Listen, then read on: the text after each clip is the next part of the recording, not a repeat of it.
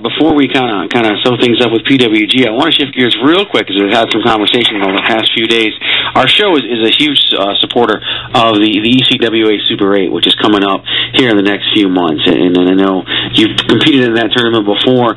Tell us a little bit about what it meant for you to be a part of the Super 8, compete in that event, and do the things that you did while you were there, and what that means for a lot of young indie wrestlers, which you were when you competed in that show. Sure. I've said this before multiple times, and I really mean it, and I have no problem bringing it up again because it's just something I'm so passionate about. But the Super 8 was so huge for me that I can't even put it into words. ECWA is one of the longest-running independent wrestling organizations in the United States, and the Super 8 is one of the most respected wrestling tournaments, once again, in the entire United States. So for me, for a young guy like me being thrown into the fire of the ECWA Super 8 tournament, I realized how big it was for me, and I realized that a tournament like this was so crucial for my growth and my development. So for me, like I said, as a young guy just starting out with all the magazine exposure that I got, with the quality of opponents I got to get in the ring with the fans that came out to support it, everything about that entire tournament was just so fantastic. And I really felt was such a big part as far as the jump that I had in my independent wrestling career at that time. So any fans that get to go out and check out the Super 8, you'll never be disappointed because they always bring it. As a matter of fact, everyone who goes out to an ECWA event, the events are just so fantastic. It's something that I was so privileged and so pumped to be a part of for the little bit that I got to be a part of it. Anytime I get to go back and return, I always love to wrestle for ECWA. So yeah, definitely the Super 8 was very, very big for me, and it's a tournament I'd like to win someday, to be honest. So hopefully I'll get to get re-entered into the Super 8 someday. Yeah, let's hope. I know Joe's always listening, so Joe, there you go. Adam Cole wants back in.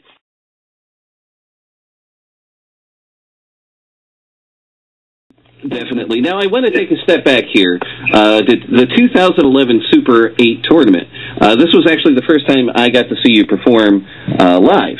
Now, going back to that tournament, what was it like when you, of course, the first round was against Sami Callihan. That was a rematch of Best of the Best from just the week before. Then you had a match with Austin Aries. So just those first two round matches, what was that like getting in there?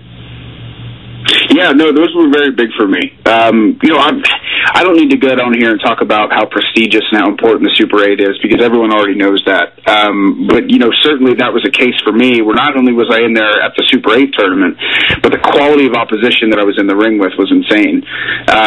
Me and Sammy were just coming up at that point, just really starting to get our feet wet and kind of, starting to get our names out there a little bit. And, of course, like you had mentioned, the previous week we met in the finals of Best of the Best. So that was a hot match at the time that people were talking about in that particular area. So we came to do it opening round at the Super 8, which I think was big for me. And it was very important to start off a tournament hot to where people remember your first match. And then obviously going in there with Austin Aries, he was a guy that I watched when I was in high school and was such a big fan of. So I learned a lot from him that night. And it was really great getting in the ring with him for sure. So yeah, my first two round opponents, I think, were very important. And as far as my Super 8 performances being memorable, because I was just in there with such great talent. Then, of course, in the finals, another Ring of Honor alumni, he's on the shelf right now. I think he might have come back at the last pay-per-view, Tommaso Ciampa. What was it like? Obviously, both of you went through 3 hard matches. You finally get to the finals. What is that like when it's that close and you don't get it? Yeah, well, I remember Tommaso had talked because it was like years and years. He was, he'd make it to the finals of the Super 8 and he just couldn't do it. So he was hungrier than ever going into this thing. But so was I. But then, obviously the feeling of getting so close to winning a tournament that important and seeing the magazine coverage that he got, seeing the look on his face after he won the tournament, and just realizing how important it was definitely crushing. But it made me desire it and want it that much more. And it's so interesting, too, when you meet meet in the finals of a tournament with a guy like, the talent caliber of Tommaso, you're so exhausted and you're so drained. Having two really hard-hitting competitive matches before and knowing Tommaso went through the same thing, you're literally going in there and throwing everything that you have right off the gate because you're just trying to win and get it over with. It was definitely brutal, and we definitely brought it that night, but 100% he was the better man that night, and he definitely deserved to win the Super 8 that year.